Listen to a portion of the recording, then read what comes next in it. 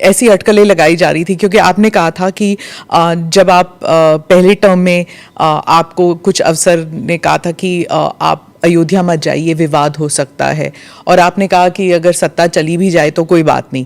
अब आपने ये 2-3 बारी कहा कि सत्ता चली जाएगी, त्याग देंगे। जब ऐसी बातें होती है तो फिर अटकलें लगाई जाती है कि शायद योगी जी दिल्ली की तरफ देख रहे हैं या फिर दिल्ली से न्योता आया है। देखिए, ये उदाहरण उन प्रसंगों को लेकर के होते हैं जहाँ पे विरासत को आगे बढ़ाने का एक जज्बा सामने आता है। 2017 के पहले अयोध्या की क्या स्थिति थी, हर एक व्यक्ति जानता था।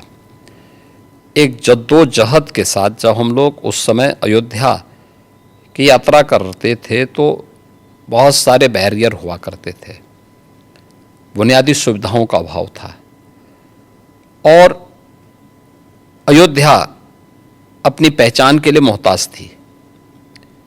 2017 में भारतीय जनता पार्टी की डबल इंजन की सरकार उत्तर प्रदेश में बनी, और उत्तर प्रदेश में सरकार बनने के बाद उन चुनौतियों से भी हमें का भी सामना करना था।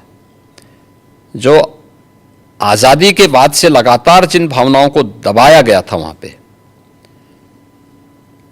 साथ साथ अयोध्या का समग्र विकास भी करना था, लेकिन अयोध्या को उसकी पहचान भी देनी थी।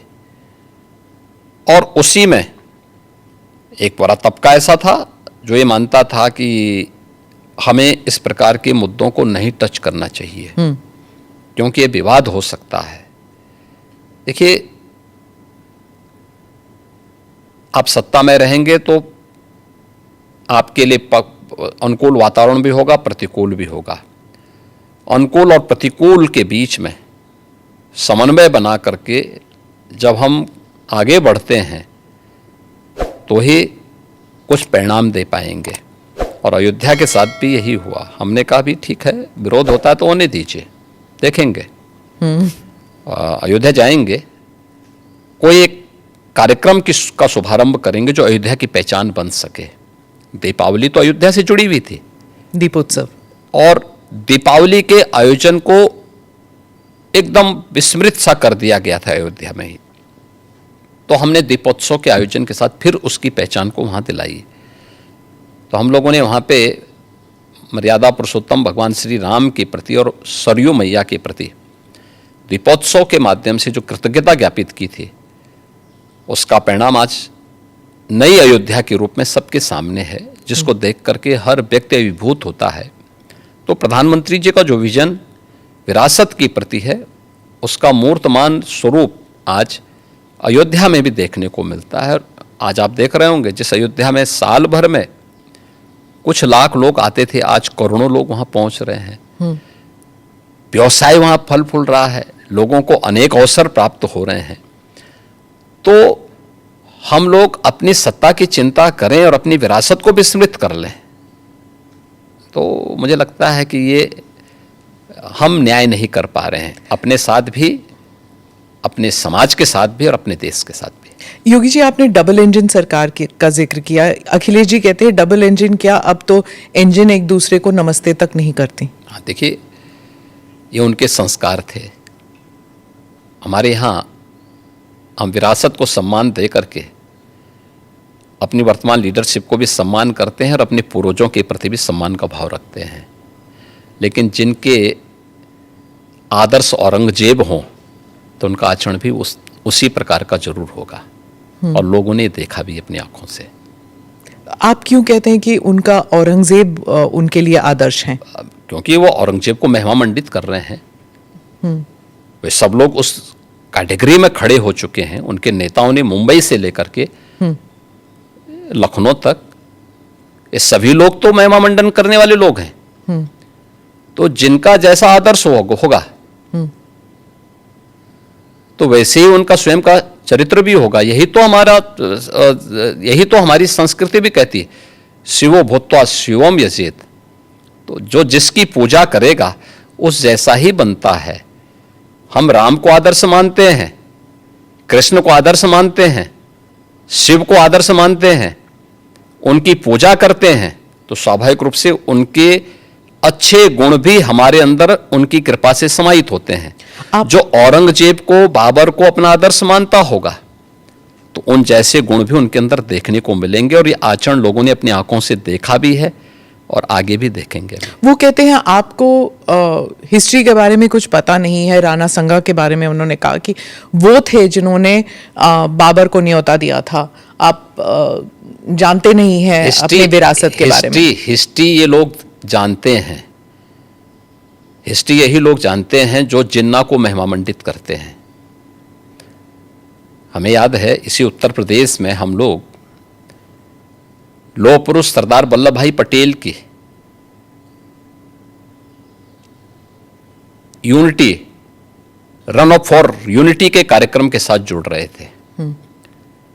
हमने पूरे प्रदेशवासियों को इसके लिए आमंत्रित किया था। सरकार भी थी, भारतीय जनता पार्टी भी थी, सभी दलों को हमने आमंत्रित किया था। एक तरफ सरदार वल्लभ भाई पटेल जो भारत की एकता के आदर्श हैं, भारत की एकात्मता के शिल्पी हैं, हम उनके प्रति श्रद्धा का भाव व्यक्त कर रहे थे, और ये लोग जिन्ना को महिमामंडन कर रहे थे। तो ये वही कैटेगरी है, ये वही ब्रीड है जो बाबर से लेकर के औरंगजेब तक और जिन्ना तक को महिमामंडन करते हैं।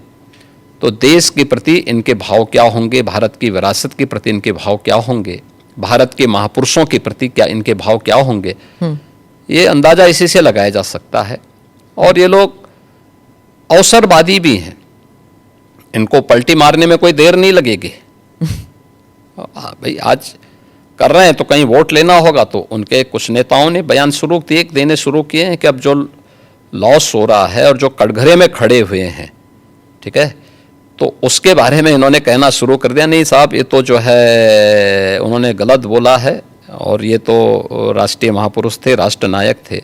राणा सांगा के इतिहास को अगर इन्होंने पढ़ा होता, वो महान योद्धा जिसके शरीर के घाव इस बात को बताते थे कि इन्होंने भारत की धर्म और संस्कृति को बचाने के लिए उस समय किस प्रकार के पराक्रम का परिचय दिया था। ये महाराणा प्रताप, महाराणा सांगा, छत्रपति शिवाजी महाराज और गुरु गोविंद सिंह के बारे में ये लोग बताएंगे। इतिहास के बारे में लोग क्या जानते हैं?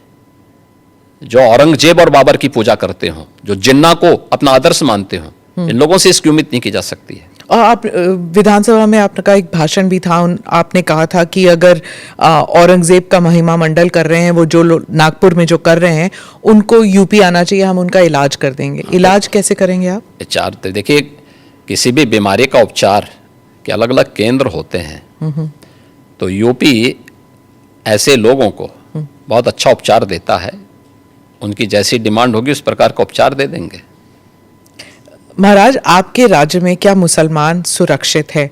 क्योंकि आए दिन सनातन की बात होती है। आप योगी हैं, मुख्यमंत्री हैं, महाराज हैं, क्या हैं आप फिर? मैं एक सामान्य नागरिक हूँ, उत्तर प्रदेश का एक नागरिक हूँ, और एक नागरिक में एक योगी हूँ जो सबके सुख और सबके निरोगता की कामना करता है, सबका साथ और सबके विकास के मंत्र पर विश्वास करता है, और उसी भाव के साथ हम लोग कार्य भी करते हैं।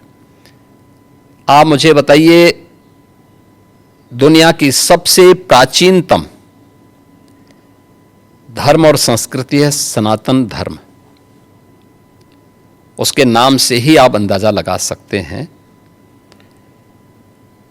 दुनिया की कोई जाति, मत और मजहब नहीं है जिसको उसकी विपत्ति के समय सनातन धर्मावलंबियों ने शरण न दी हो, उसके संरक्षण के लिए उसको हर प्रकार से फलने फूलने के लिए अवसर न प्रदान किया हो। लेकिन बदले में उसे मिला क्या? बदले में मिला क्या? और दुनिया के अंदर कोई उदाहरण नहीं, कोई उदाहरण नहीं कि कहीं भी हिंदू राजाओं ने दुनिया के अंदर कहीं भी अपने बल पर, अपने वैभव के दंभ से किसी पर आधिपत्य स्थापित किया हो, कहीं नहीं है। देखिए उदाहरण, अयम निज परोवेति गणना लघु चेतसाम उदार चरितानाम तो वसुधैव कुटुंबकम, इस सनातन वाक्य है। दुनिया के अंदर कोई बोलता है? दुनिया के अंदर किसी ने इसका आचरण किया? कोई नहीं किया। सब तो हड़पना चाहते हैं। यानी यह अपना है या पराया है, यह भेदभाव छोटी संकुचित बुद्धि के लोग करते हैं। उदार चरित्र के लोगों के लिए तो पूरी दुनिया ही एक परिवार है। इस भाव के साथ सनातन धर्मावलंबी ने हमेशा काम किया है। और आज भी उदाहरण देखने को मिल सकता है कि 100 हिंदू परिवारों के बीच में